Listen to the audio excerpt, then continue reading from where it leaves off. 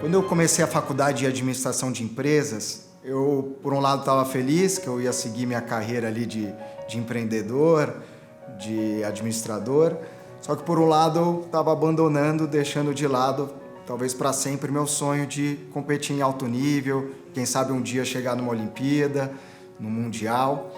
E eu lembro bem, era o Campeonato Mundial de 1998, eu estava assistindo com a minha mãe do lado, e ela falou: Márcio, quem sabe você vai ser bem sucedido dos negócios e vai conseguir poder continuar no esporte, financiar o seu esporte e competir em alto nível no futuro.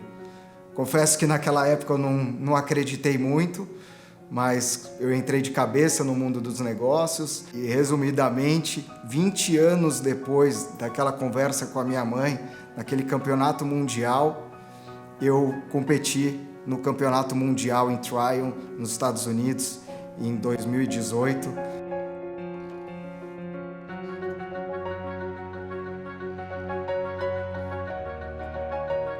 Em 2012, eu estava em casa com a minha esposa grávida do nosso segundo filho, e eu lá na televisão, assistindo aí várias modalidades, quando de repente começou a aparecer uma modalidade do hipismo que eu nunca tinha assistido ali uma prova, que é o concurso completo de equitação, o CCE.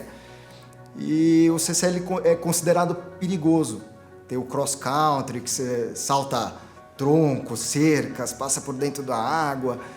E de repente a neta da rainha estava competindo, inclusive a Rainha Elizabeth estava ali na tribuna assistindo. Eu pensei comigo mesmo, falei, pô, se a neta da rainha está competindo, não pode ser tão perigoso assim.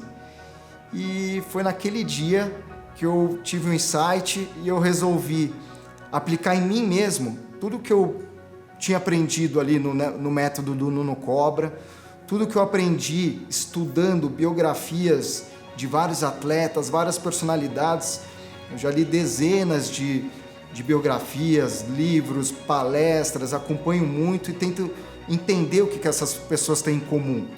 E eu resolvi aplicar em mim mesmo para atingir esse objetivo de realizar talvez um dos meus maiores sonhos da minha vida, que era competir numa Olimpíada.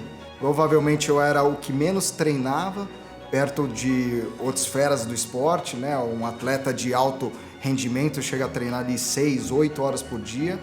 Eu, né, um atleta amador, treinando aí menos que eles, e eu tinha que chegar no nível deles, né? Esse era um desafio.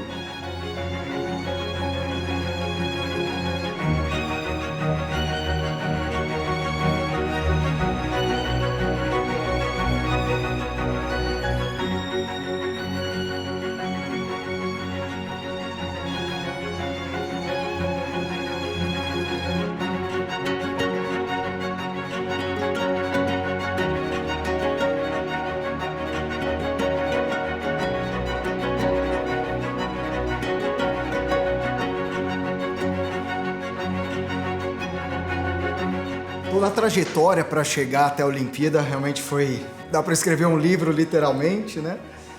Eu fui convocado, faltando 15 dias para a Olimpíada, para os cavalos, né, viajarem para o Rio de Janeiro.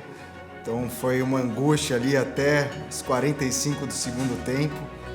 Mas a hora que eu cheguei no Rio de Janeiro, recebi o uniforme do time Brasil ali, foi surreal, foi inacreditável. E eu divido a minha Olimpíada em duas partes. Primeiro, você ser um atleta olímpico, você está ali na Vila Olímpica junto com todos os atletas de outras modalidades. Eu lembro que a primeira janta minha, que eu fui no refeitório da Vila, tinha vários brasileiros ali, e eu sentei, peguei um lugar, sentei, e do meu lado estava o Robert Scheid, grande iatista e, na minha opinião, o maior atleta olímpico da história do Brasil. Ele estava do meu lado e a gente conversou e trocou ideia e foi uma experiência incrível. E dentro da competição do hipismo, foi uma outra experiência lá, a responsabilidade era enorme, né? Você não está representando um clube, você está representando um país, uma nação. Eu fui o primeiro brasileiro a competir dentro do hipismo, fui o número 1 da nossa equipe. Acredito que eu tenha sido, se não o primeiro, um dos primeiros brasileiros a competir na Rio 2016.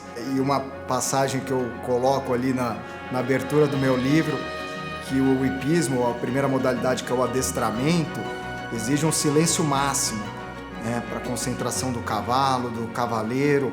Mais do que golfe, tênis, tem que ser um silêncio absoluto. E quando eu entrei, a torcida parecia um estádio de futebol ali, gritando Brasil, Brasil.